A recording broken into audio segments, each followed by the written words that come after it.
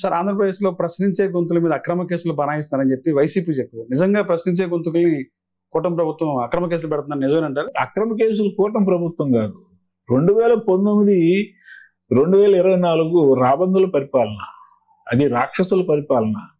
1,00,000 మంది మీద కేసులు పెట్టారని చెప్పని మొట్టమొదటిసారి నాగబాబు గారు శాసన మండలిలో ఆయన మొట్టమొదటి ప్రశ్నే అది. 2019 2024 మధ్య 1,00,000 మంది విద్యార్థుల మీద పెట్టారు. పాపం వాళ్ళు విదేశాలు వెళ్ళాలంటే పాస్పోర్ట్లు రావట్లేదు, అనేక ఇబ్బందులు పడుతున్నారు, ఉద్యోగాలు రావాలంటే కేసులు ఉన్నాయి, దీని మీద దృష్టి సారించాలి కూటమి ప్రభుత్వం అని చెప్పినంటే అదే రోజు అనిత గారు హోమ్ మినిస్టర్ ఏం చెప్పింది, మా దృష్టికి కూడా 3,111 కేసులు వచ్చినాయి, ఈ అక్రమ కేసులు నా మీద కూడా కేసు బనాయించారు, నేను అట్రాసిటీ కేసు పులివెందులు వెళ్తే ఎవరో రేప్ చేశారు ఒక అమ్మాయిని అని చెప్పానంటే నా మీద, నేను ఎస్సీ అట్రాసిటీస్ కేసు పెట్టారు నా మీద, ఎంతో మంది ఎస్సీ మహిళలను రేప్ చేశారు, ఏది తాడేపల్లి కొంపకి దగ్గరగానే రేప్ చేశారు, వాళ్ళ మీద ఏ చర్య తీసుకోలేదు. విజయవాడలో మీకు తెలుసు హాస్పిటల్లో రేప్ చేసినటువంటి గవర్నమెంట్ హాస్పిటల్లో రేప్ చేసినటువంటి కేసు మీకు తెలుసు, సుధాకర్ కేసు మీకు తెలుసు, ఆ గుండు కొట్టినటువంటి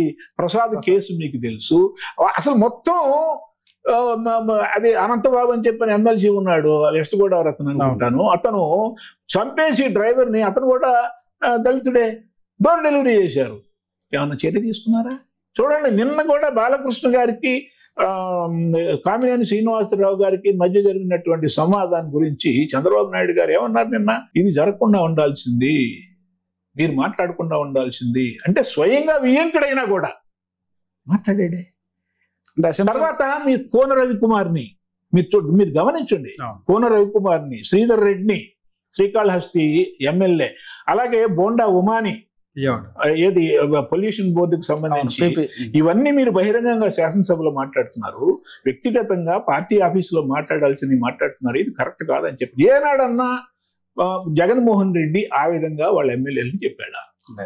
ఇంకా తిట్టంటారా చంద్రబాబు నాయుడిని, వాళ్ళు ఇంకా బాగా ఎవరైతే బాగా తిడతారో వాళ్ళకి మంచిది. మరి నేను బాలకృష్ణ గారు మాట్లాడిన వ్యవహార ఎలా స్పందిస్తారు మీరు? బాలకృష్ణ గారు ఏం మాట్లాడారు అంటే ఆ సైకోన్ వాళ్ళు కలెక్టర్ కలిసినప్పుడు చిరంజీవి గారి గురించి మాట్లాడిన సందర్భాన్ని కొన్ని సంఘాలు వ్యతిరేకిస్తున్నాయి బాలకృష్ణ గారు చేసిన వ్యాఖ్యలు సంబంధించి. ఆ టాపిక్ ఏ సంఘాలు? Chiranjeevi fans association. నాకు తెలియదు, మీడియాలో వస్తుంది, రావచ్చు. ఆ సంఘాలు కూడాను వైసీపీ సృష్టించినటువంటి సంఘాలని నేను అనుకోను, ఎందుకంటే మీ సొంత చెల్లి. దానికి సంబంధించి చిరంజీవి గారు కూడా క్లారిటీ ఇచ్చారు, నేను చూసాను, అది కూడా చూసా. ఎక్కడ బాలకృష్ణ గారిని ఏమన్నా ఆయన వివరణ ఇచ్చాడంతే. మీ సొంత చెల్లి బాలకృష్ణ అంటూ అట్ట పెట్టండి, నీ సొంత చెల్లి, వాడొక సైకోగాడు.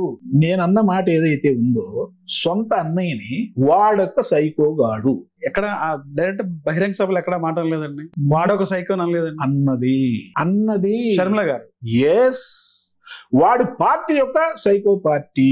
అసెంబ్లీలో ఈ జోగి రమేష్ లుచ్చా నాయాలని ఒకతను అన్నాడు.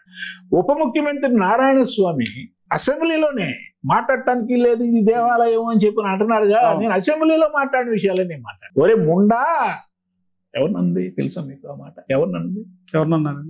రఘురామకృష్ణరాజు. అంటే ఎక్కడైతే లేరో ఇప్పుడు అసెంబ్లీలో లోనేటువంటి వాళ్ళ గురించి మాట్లాడకూడదు అని చెప్పని అంటున్నారు వాళ్ళు. రఘురామకృష్ణరాజు ఎంపీ కదా, అసెంబ్లీలో లేడు కదా, ముండా అని ఎందుకన్నా? ఒకసారి కాదు 3 సార్లు అన్నావు ముండా అని. ఉప ముఖ్యమంత్రి ద్వారంపూడి చంద్రశేఖరు ఎంత దారుణంగా తిట్టాడు. అలాగే అసెంబ్లీలో ఆ ఎద ఉన్నాడే కొడాలి నాని ఎన్ని మాటలు మాట్లాడాడు. చంద్రబాబు నాయుడు గారిని పట్టుకొని నువ్వు బతికొంటం కంటే చావటం మేలు, ఇంత తక్కువ సీట్లు తెచ్చుకున్నావు, ఈ బతుకంటే చచ్చిపోవటం బెటర్ అని చెప్పన్నారు. అది చిన్న మాట. అసెంబ్లీలో మాట్లాడేది. ఇంకోటి చెప్తాను నేను మీకు, చంద్రబాబు నాయుడు గారి సొంత భార్య లోకేష్ గారి తల్లి మీద వాళ్ళు చేసినటువంటి వ్యాఖ్యలు, దట్ ఈస్ ద అల్టిమేట్. నేను అంటున్నాను, దట్ ఈస్ ద అల్టిమేట్. మీరైనా నేనైనా లాగి పెట్టి 2 తంతం. నీ తల్లినన్నా నా తల్లినన్నా లాగి పెట్టి 2 తంతం. ఎంత తప్పు మాట మాట్లాడారు. ఎవరినైనా తల్లి అనేది చాలా తప్పదు. అంతకంటే చెడిపోయిందా ఇది? అందరూ అన్నమాట ఆయన అన్నాడు. దీనికి ముందు కూడా గతంలో టీడీపీ హయాంలో 14-19లో బోండవమ్మ గారు అన్నారు అసెంబ్లీలో, ఏమని పాతేస్తా నా కొడక అని చెప్పి ఆ రోజున అసెంబ్లీలో కట్ అయింది. అది పాతేస్తా అని చెప్పి అనేది బోండవమ్మ ఎమ్మెల్యే 2014. ఒకవేళ అంటే తప్పది, అసలు ఎందుకు ఈ రాజకీయాలు ఇలాంటి బూతుల పదాలు మాట్లాడినప్పుడు స్పీకర్ గారు ఎందుకు కంట్రోల్ చేయలేకపోతున్నారు? బూతులు ఎవరు మాట్లాడినా, మీరు మాట్లాడినా, నేను మాట్లాడినా నా వ్యక్తిగత అభిప్రాయం.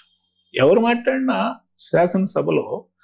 శాసనసభలో మీరందరూ కూడా ఈ ప్రజలకు ప్రతినిధులు, ఆదర్శంగా ఉండాలా, పద్ధతిగా మాట్లాడాలా, మీ సమస్యలు మాట్లాడాలా, సమస్యల గురించి రిప్రజెంటేషన్స్ ఇవ్వాలా. మీరు పోయింది అందుకు కానీ తిట్టుకోవటానికి కాదు కదా. కాబట్టి ఎవరన్నా మా పార్టీ వాళ్ళైనా ఆ విధంగా మాట్లాడితే దాన్ని విమర్శిస్తారు, అది ఎవరైనా సరే. అందుకని చంద్రబాబు నాయుడు గారు క్లాస్ తీసుకుంది. అందుకే నేను అందుకే మీకు చెప్పా, ఈ విధంగా ఎప్పుడన్నా జగన్మోహన్ రెడ్డి ఆ విధంగా చేస్తున్నావు, నువ్వు తప్పు అని చెప్పి, నువ్వు కంట్రోల్లో ఉండని చెప్పాడా? చెప్పలా.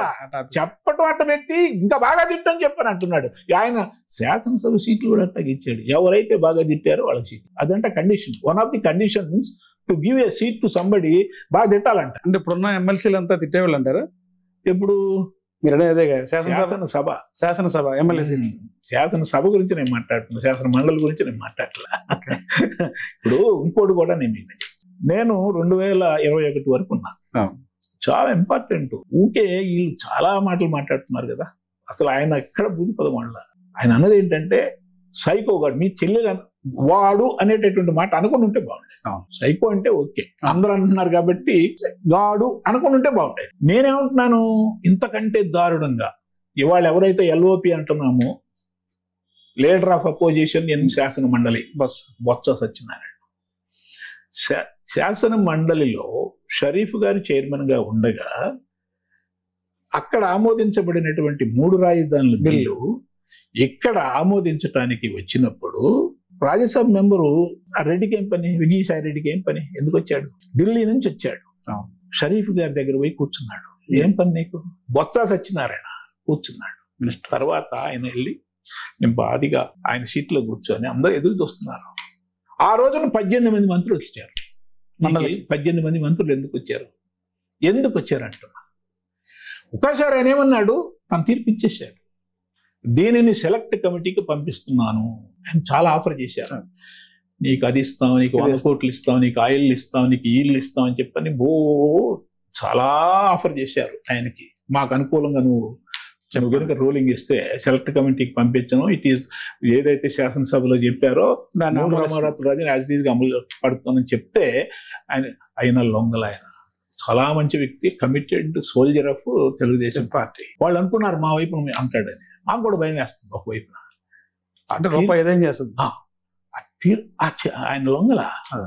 ఆ తీర్పు ఇవ్వగానే మీకు తెలియదు, నేను చెప్తాను. బొత్స సత్యనారాయణ ఛాంబర్ ఎక్కి, చైర్మన్ గారు ఛాంబర్ ఎక్కి అందరూ పడాలని, ఆ సీన్ గడు ఉన్నాడు కదా మీ దగ్గర, అటు పేరేంటి, వెల్లంపల్లి సీన్, అతను, వీళ్ళందరూ కూడా మనం ఇవాళ ఈ ఇంటర్వ్యూలో మాట్లాడుకోదగినటువంటి బూతులు కాదు అవి. అన్ని బూతులు తిట్టారు ఆయన్ని. ఒరే సాయిబా, ఒరే గడ్డమోడ, ఇంకా అమ్మనా బూతులు తిట్టారు షరీఫ్ గారిని చైర్మన్. అది సీట్ని గౌరవించాలి కదా. మరి ఇవాళ నువ్వు ఇన్ని మాటలు మాట్లాడుతున్నావే, ఇవాళ ఎన్ని మాటలు మాట్లాడుతున్నారు వాళ్ళు ఆ చిన్న విషయానికి. నువ్వు ఆ రోజు నువ్వు ఎన్ని తిట్లు తిట్టావు. బొత్స సత్యనారాయణ కూడా నిన్న మాట్లాడుతున్నాడు. పత్తిత్తి కబుర్లు ఎవరు చెప్తారు? నేను సాక్ష్యం.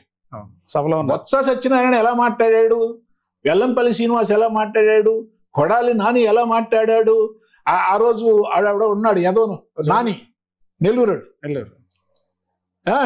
అతను ఎలా మాట్లాడాడు, నేను సాక్ష్యం. ఆ రోజున లోకేష్ బాబుని పట్టుపోయారు, మేము అడ్డుకున్నాం. ఈ మంత్రులు లోకేష్ బాబుని పట్టుపోయారు, మేము అడ్డుకున్నాం. మేము కనుక అక్కడ లేకపోతే ఆ రోజున షరీఫ్ గారిని, చైర్మన్ గారిని కుట్టేవాళ్ళే. 3 రాజధానులు గ్రాంటెడ్ తిట్టారు, కొట్టబోయారు. ఆయన మేము ఉండబట్టి అందరూ ఆయనకి అండగా ఉన్నాం. అట్లాగే లాక్కొని వెళ్ళిపోయినారు. ఆయన బాడీ గార్డ్ లాక్కొని వెళ్ళి కార్లు కూర్చోబెట్టి వెళ్ళిపోయినాడు. ఆయన లేకపోతే కొట్టేవాడు. బతికేవాడో చచ్చేవాడు తెలియదు. అసెంబ్లీ రౌడీలాగా బిహేవ్ చేశారు.